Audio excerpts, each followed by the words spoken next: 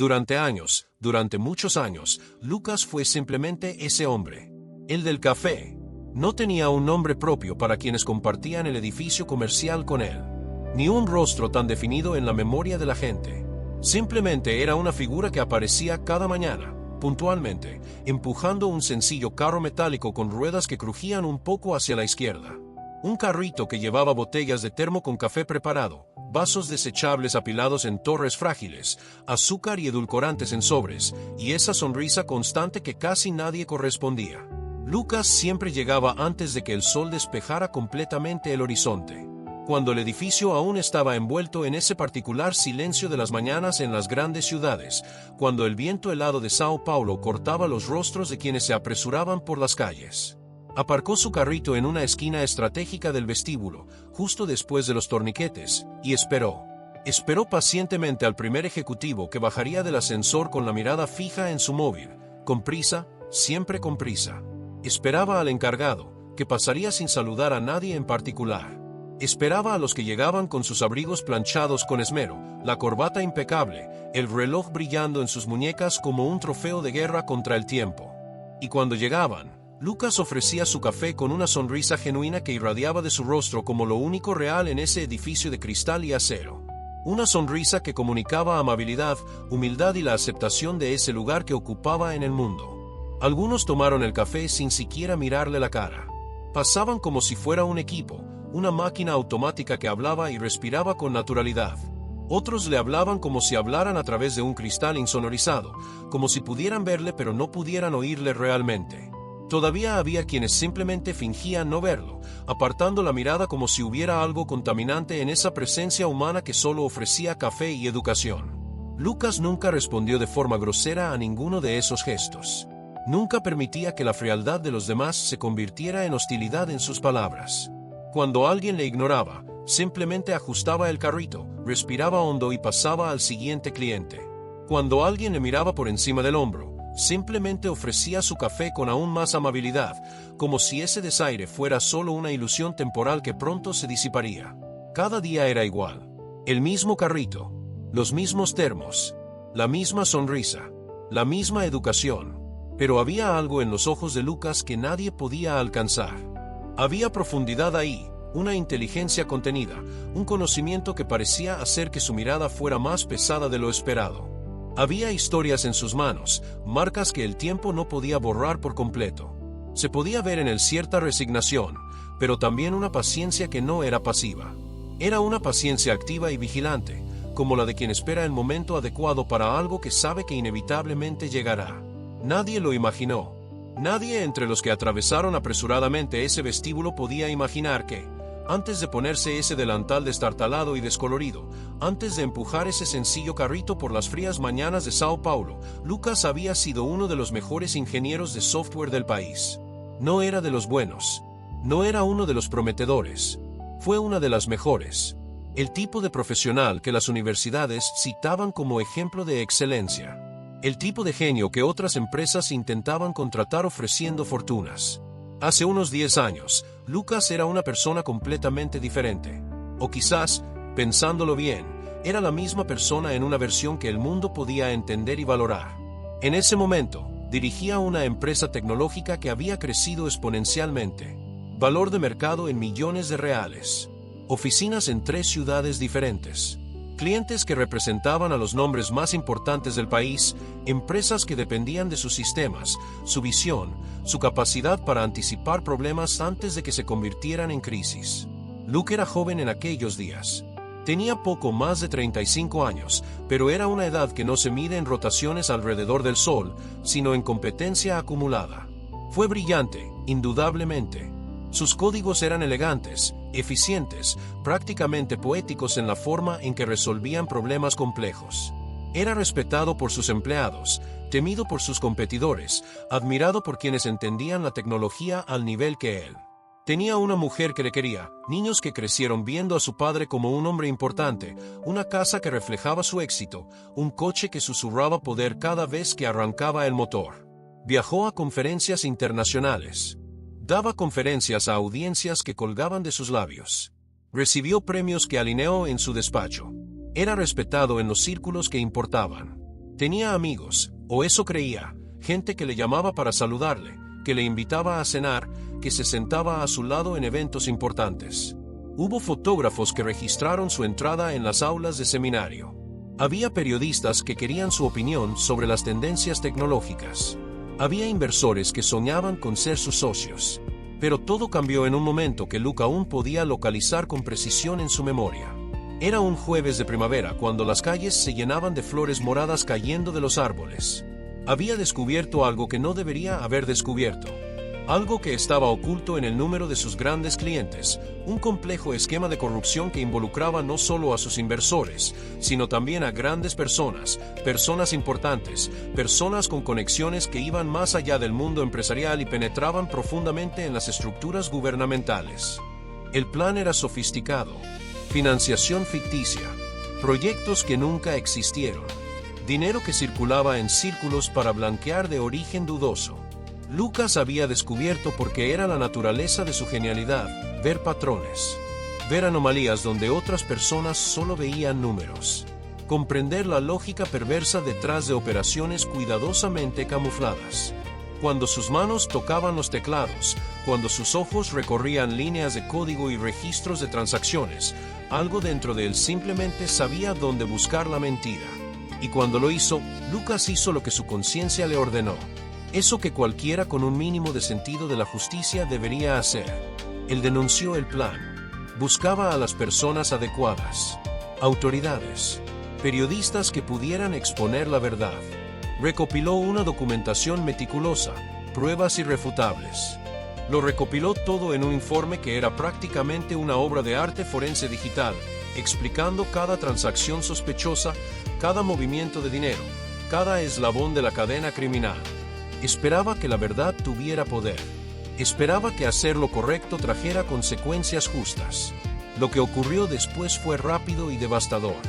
En pocas semanas, las cosas empezaron a desmoronarse. No de la manera que Lucas imaginaba. No con investigaciones estructuradas y arrestos de cuello blanco. Lo que ocurrió fue más sutil, más eficiente, más completamente destructivo.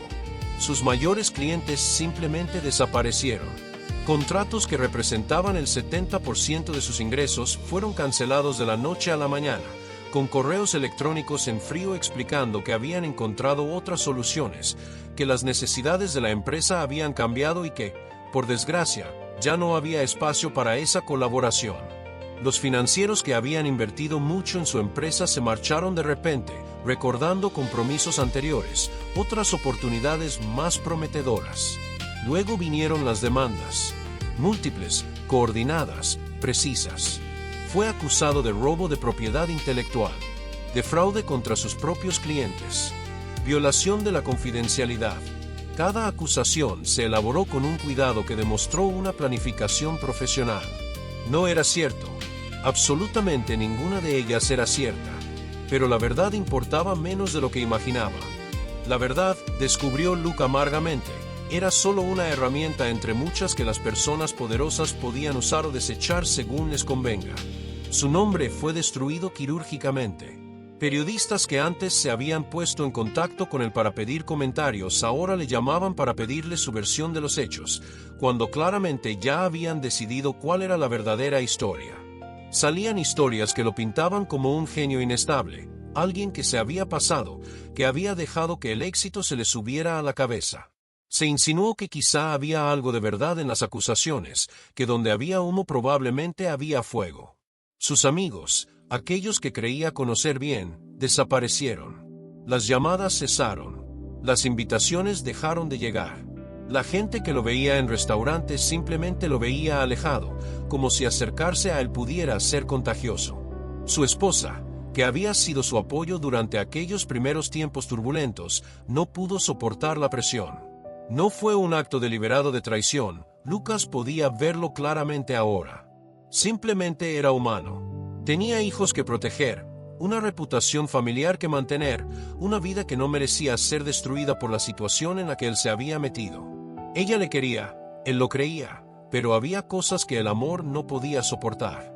Al marcharse, llevándose a los niños con ella, Lucas sintió como si el último hilo que le conectaba con el mundo anterior se hubiera cortado.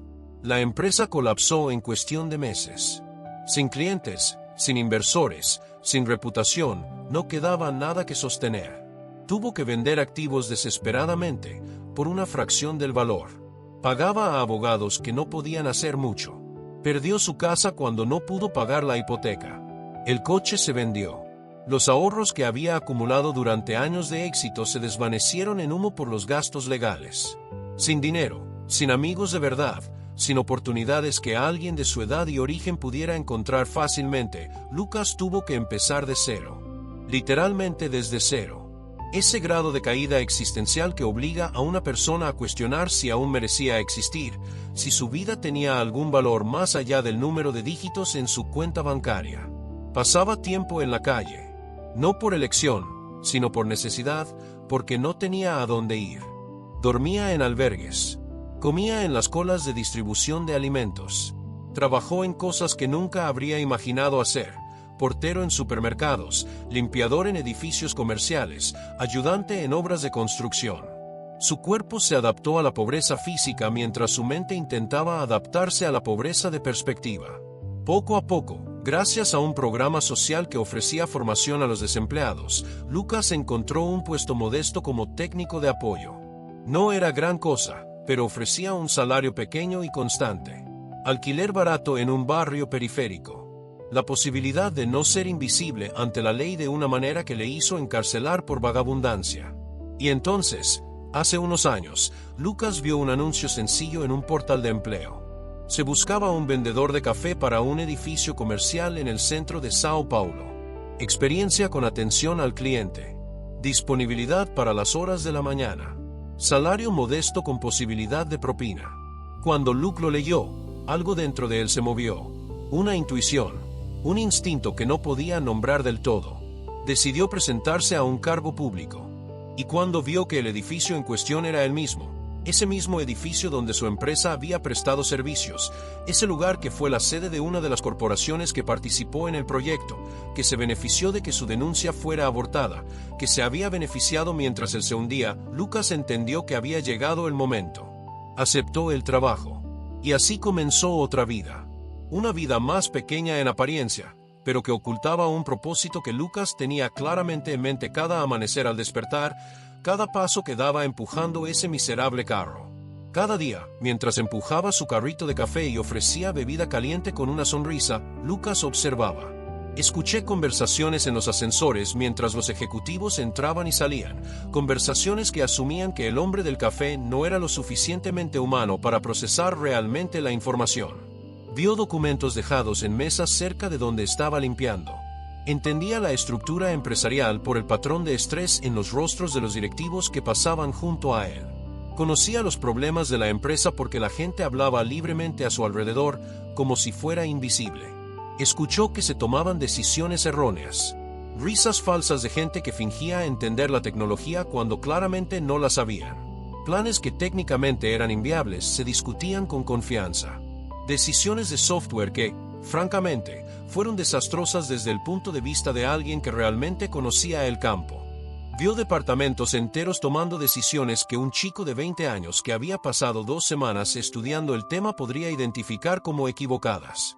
Era una posición extraña, la de alguien que veía todos los puntos ciegos de una organización, que comprendía profundamente las debilidades de sus sistemas, que podía desmantelar su infraestructura digital con los ojos cerrados y que al mismo tiempo era invisible para todos los que tomaban las decisiones.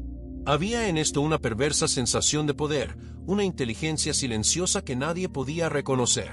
También había dolor, ira contenida y una paciencia que se acumulaba día tras día como intereses compuestos sobre una deuda que el mundo nunca reconocería. Lucas estaba esperando. Sabía que algo pasaría tarde o temprano. Siempre ocurren cosas malas con sistemas que no se mantienen adecuadamente, con organizaciones que no respetan el marco tecnológico que los sustenta. Una persona que entiende lo suficiente cómo funcionan las grandes máquinas digitales sabe que pueden colapsar. Sabes exactamente cómo y cuándo. Solo tienes que esperar a que se presente la oportunidad. Y entonces, un día, después de que Lucas prácticamente perdiera la cuenta de cuántas mañanas había pasado con su carrito en ese vestíbulo, todo cambió de repente. Era martes. Un martes cualquiera, El tipo de día que pasa sin dejar huella, sin indicios especiales de que algo extraordinario estuviera a punto de ocurrir. Pero temprano esa mañana, antes incluso de que Lucas llegara con su carrito de café, algo se rompió en los sistemas de la empresa. No era un problema menor. Era algo más grande, más fundamental. Un error de integración entre los servidores principales y la plataforma en la nube, donde la empresa almacenaba prácticamente toda su información operativa. Datos de transacciones, registros de clientes, proyectos en curso, todo era inaccesible. No era algo que durara media hora y se resolviera. Era el tipo de cosas que podían durar horas, o días, o posiblemente semanas, dependiendo de la gravedad del error y la competencia de quienes están a cargo de solucionarlo. Cada minuto sin acceso a ese sistema, la empresa perdía dinero. Los clientes no podían acceder a sus cuentas. Las transacciones pendientes estaban atascadas. Toda la operación empezaba a venirse abajo como un castillo de naipes mal construido. A esas horas, en las primeras horas de la mañana, el caos ya se había apoderado de los pisos superiores del edificio. Lucas lo sabía porque podía oír las olas de pánico recorriendo el edificio, los ecos de voces fuertes, el tono urgente de la gente que empezaba a entender que ese día no sería ordinario. Se llamó a los técnicos, personas en departamentos de TI que normalmente trabajaban en problemas muy menores, problemas de soporte que implicaban restablecer contraseñas y reiniciar ordenadores. Subieron a los pisos superiores con expresiones de inquietud en el rostro, llevando cables y preguntas que no podían responder. Llamaron a gente de fuera, consultores de empresas externas que ofrecían soporte técnico, expertos en la nube que salen volando de la base de clientes como palomas enviadas en una emergencia coordinada. Y ninguno de ellos pudo solucionarlo. El problema se profundizaba con cada intento que hacían por solucionarlo. Cada intervención parecía generar nuevos problemas adyacentes, como si el error original fuera solo la punta de un iceberg de complicaciones que se extendían más allá de lo que nadie había imaginado. Los ejecutivos empezaron a aparecer en las plantas de ingeniería, algo que normalmente no hacían.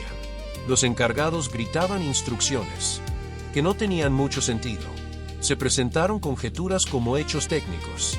Había decisiones tomadas por personas que no estaban cualificadas para hacerlo. Luke escuchó todo esto, no porque se lo hubieran contado, sino porque todo el edificio reverberaba con la energía de la crisis. Las puertas del ascensor se abrían y cerraban constantemente. Las rutas de evacuación de emergencia estaban trazadas en la mente de quienes empezaron a pensar en cuánto tiempo les quedaba antes de que ocurriera algo muy grave. Las conversaciones telefónicas se filtraban por los conductos de ventilación. La gente pasaba junto a Lucas aún más apresurada de lo habitual, sin darse cuenta siquiera de que estaba allí. En ese momento, mientras el caos se desataba sobre él, Lucas servía café a un ejecutivo que bajaba a la calle, probablemente para hacer una llamada importante lejos de la mirada.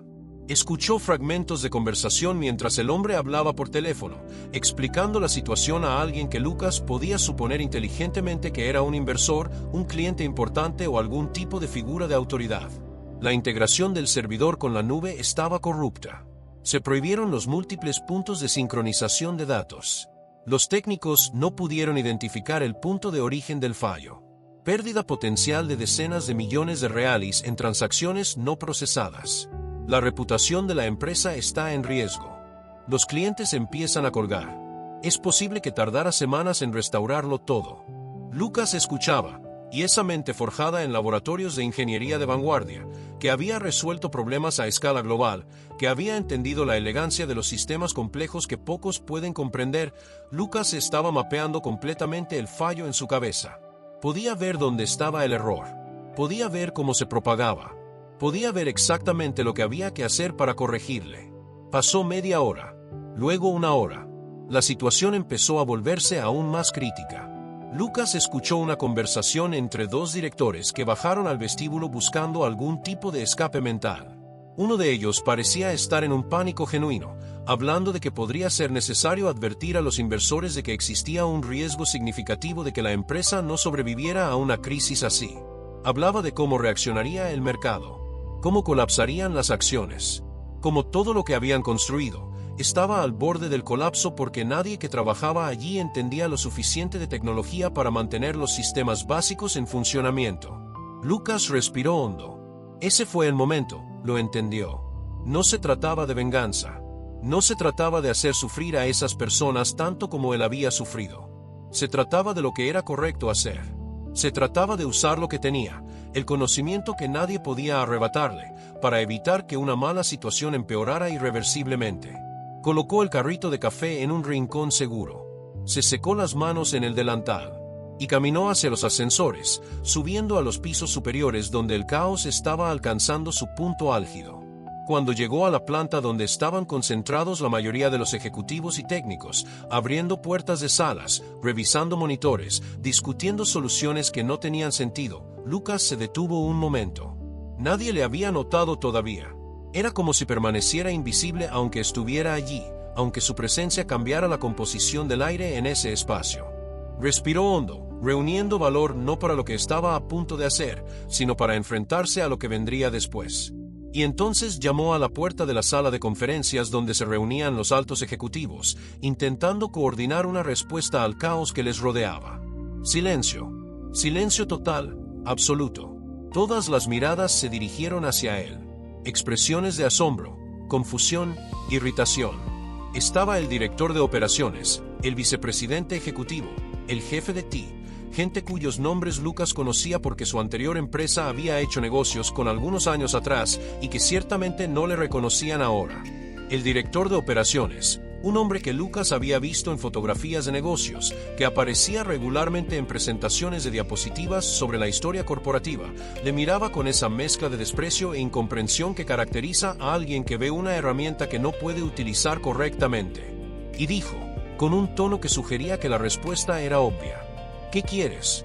No tenemos tiempo para un café ahora mismo. Hubo una risa contenida. Risas de esas personas que necesitaban un momento muy ligero de ligereza ante la presión que sentían. Risas que sonaban más como el ladrido de perros que reconocen la jerarquía, que entienden que aquí había una persona inferior y que burlarse de él era una forma de reafirmar su posición. Otro ejecutivo, quizá vicepresidente o alto directivo, añadió: en serio, tío, estamos en crisis aquí. Solo ven a vendernos café cuando todo esto termine. Si pasa. Más risas. Una risa que se extendió por la habitación como un virus, contagiosa y cruel. Luke vio a personas permitirse un breve momento de frivolidad, personas que tenían miedo y usaban ese miedo como combustible para el desprecio. Pero Lucas no hizo nada. No respondió con enfado. No permitió que la injusticia del momento le desviara de su propósito. Simplemente esperó a que la risa se disipara, ese sonido que hacían todas esas bocas que nunca había considerado que pudiera ser más de lo que parecía ser. Y cuando volvió el silencio, cuando por fin volvieron a llamar su atención, Luke habló con una calma casi de otro mundo considerando todo lo que había vivido. Dijo que si el problema era la integración del servidor con la nube, si había fallos en la sincronización de datos entre los puntos finales primarios y secundarios, si el error era del tipo que sospechaba, entonces podría ayudar, podría solucionarlo, podría revertir el caos que les rodeaba. Esas palabras salieron de su boca con la precisión y confianza de quien sabe exactamente lo que dice. No hubo duda, no había duda. Solo estaba la afirmación de un hecho que sabía tanto al desembarcar como a su propio aliento. La sala se quedó paralizada. Esa frivolidad desapareció al instante, sustituida por una especie de asombro mudo. Personas que acababan de reír ahora le miraban con expresiones que sugerían que quizá habían oído mal. El director de operaciones parpadeó lentamente, como intentando procesar lo que acababa de decirse. ¿Y tú?, preguntó, y su voz llevaba esa mezcla de incredulidad y casi una diversión herida. Tú, el del café. No había desprecio abierto en su voz, no exactamente. Simplemente existía la realización de una imposibilidad. La realización de que alguien que servía café, alguien cuyo nombre nadie conocía siquiera el nombre completo, alguien que prácticamente no tenía presencia en esa jerarquía corporativa, que alguien sugiriera que podrían resolver un problema que expertos caros no lograban resolver era simplemente risible. Lucas respiró hondo. Miró a ese hombre, a esas otras personas en la sala, y comprendió en ese instante exactamente lo que era ser verdaderamente invisible, ser alguien cuya inteligencia, cuya competencia, cuya humanidad básica estaba tan completamente oculta por una primera impresión que ningún conocimiento podía atravesar ese velo. Pero no necesitaba que le reconocieran, no necesitaba que le tomara la palabra, solo necesitaba demostrarlo. Se acercó al ordenador que estaban usando los técnicos. Era una máquina estándar, nada especial, hardware que cualquier persona moderna usaría para trabajos ejecutivos. Los que estaban sentados junto al monitor se alejaron, no porque confiaran en Lucas, sino porque había algo en su forma de moverse que sugería que lo haría sin permiso. Sus manos empezaron a moverse por los teclados, sus dedos encontrando cadenas de caracteres con la memoria muscular de alguien que había pasado media vida hablando así con máquinas. Abrió terminales. Pasé rápidamente por los archivos de configuración. Solicitó acceso a scripts del sistema que normalmente requerían aprobación multinivel. Mientras la gente a su alrededor observaba en silencio atónito, Lucas seguía el camino que había seguido el error a través de la infraestructura digital de la empresa como si estuviera leyendo un mapa que había estudiado durante años. Y entonces lo vio. El defecto. Simple, elegante y completamente obvio una vez que alguien supiera exactamente dónde mirar. Había un conflicto de versiones entre dos métodos de sincronización que intentaban operar simultáneamente. Cada uno pensaba que el otro transmitía datos incorrectos, así que ambos entraron en un estado de rechazo, negándose a sincronizar nada hasta que el otro se apagaba.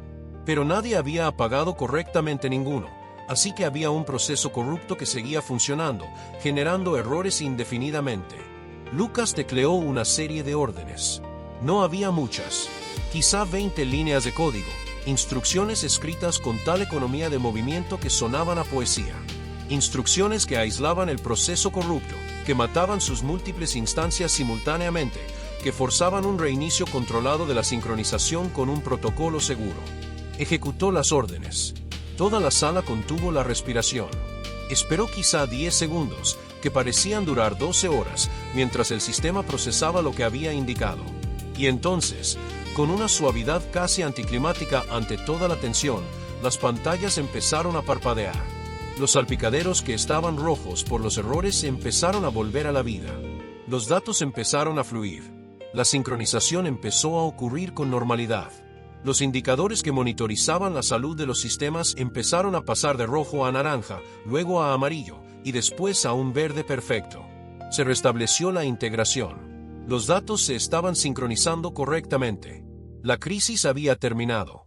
Todo esto le había llevado quizás 5 minutos de su tiempo. 5 minutos. Y todo lo que antes era imposible unos minutos ahora volvía a ser posible. Todo lo perdido ya estaba recuperado. Quizá había 1 millón de reais en transacciones que habían estado en riesgo. Estaba toda la reputación de la empresa que había estado al borde del desastre total. Había clientes a punto de colgar, contratos a punto de ser cancelados, inversores a punto de retirar su fideicomiso. Había ejecutivos que literalmente estaban a minutos de hablar con sus consejos de administración sobre cómo empezar a liquidar activos. Y ahora todo estaba bien. Nadie dijo nada. La sala estaba en absoluto silencio. No era el silencio habitual de una sala de espera. Era algo diferente. Era el silencio de personas cuya comprensión de toda una situación se había invertido literalmente en 5 minutos. El silencio de alguien que acababa de presenciar algo que contradecía por completo sus suposiciones sobre el mundo. Uno de los ejecutivos, un hombre mayor que parecía ser quizá vicepresidente de algo importante, empezó a hacer una pregunta. Su voz salió temblorosa, insegura. ¿Quién? ¿Quién eres? Era una pregunta sencilla. Una pregunta que debería tener una respuesta igual de sencilla.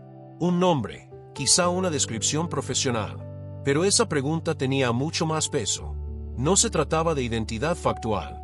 Se trataba de quién era realmente, cuál era la naturaleza de una persona que podía parecer invisible a simple vista y que al mismo tiempo poseía conocimientos que podrían salvar a toda una empresa de un desastre total. Lucas respiró hondo. Miró a ese hombre, a los otros ejecutivos alrededor, a los técnicos que se acurrucaban en sus sillas, dándose cuenta de que había alguien allí que sabía infinitamente más que cualquiera de ellos. Y respondió con una voz calmada, medida, pero que llevaba un peso acumulado a lo largo de los años. Soy el hombre al que has subestimado durante años. Soy alguien que estuvo aquí todos los días, visible e invisible a la vez. Soy alguien que podría haber sido el mejor aliado que esta empresa ha tenido jamás. Pero elegiste despreciarle. Eligieron verlo como menos que humano. Y me hice la oportunidad de demostrar, por fin, quién soy realmente. Mientras hablaba, Lucas sintió que algo dentro de él se transformaba. No era simplemente satisfacción. No era solo la validación de la respuesta que había imaginado todos esos años sirviendo café, todas esas frías mañanas empujando su carrito. Era algo más profundo. Era la sensación de que, por fin, tras tanto tiempo que había empezado a parecer infinito, la verdad había encontrado su camino a la superficie. Que su humanidad, su inteligencia, su valor que había sido tan completamente negado, finalmente se habían visto. El director de operaciones se levantó de su silla, y había esa mezcla de emociones en su rostro que sugería que por fin estaba comprendiendo la magnitud de lo ocurrido. Otras personas empezaron a susurrar entre ellas. Los técnicos que no habían conseguido resolver el problema miraban sus propias manos como si fueran apéndices de otros, cosas que no les pertenecían del todo. Ese día, la verdad se reveló. No a través de una confrontación dramática en la sala del tribunal, no a través de periodistas que finalmente descubrieron lo que le había pasado a Lucas años atrás, ni mediante una restauración de su reputación que pudiera reconstruirse en una narrativa clara. La verdad se había revelado a través de lo que Luke siempre supo que sería su respuesta final, su habilidad, su competencia. Su inteligencia incuestionable se presentaba no como un argumento sino como un hecho, como una realidad que nadie podía negar ni ignorar. Y por primera vez en mucho tiempo, cuando Lucas salió de esa sala y empezó a bajar de nuevo al vestíbulo, de vuelta a ese lugar que había ocupado durante esos años, permitió que una sonrisa se dibujara en su rostro. No era una sonrisa de venganza. No era una expresión de triunfo malvado ni de satisfacción perversa. Era una sonrisa de paz. Una sonrisa de alguien que por fin había completado el camino de demostrarse a sí mismo, y se sabía que el resto del mundo la había presenciado. La historia de Luke no había terminado ese día, por supuesto. Las consecuencias de lo ocurrido se propagaron por la empresa como olas que cruzan un lago cuando una piedra es lanzada a su superficie. Pero el momento crucial, ese punto de inflexión en el que Luke había dejado de ser invisible y había vuelto a ser real en la percepción de todos a su alrededor, ese momento finalmente había llegado. Y al empujar su carrito de café al día siguiente, saludando a las mismas personas con la misma sonrisa, desde ese momento delante todos le vieron de forma diferente. Todos vieron en el hombre del café algo que no habían visto antes. Veían a alguien que había estado ahí todo el tiempo, viéndolo todo, entendiéndolo todo, esperando pacientemente el momento adecuado para revelar lo que siempre había sabido que estaba ahí dentro de él.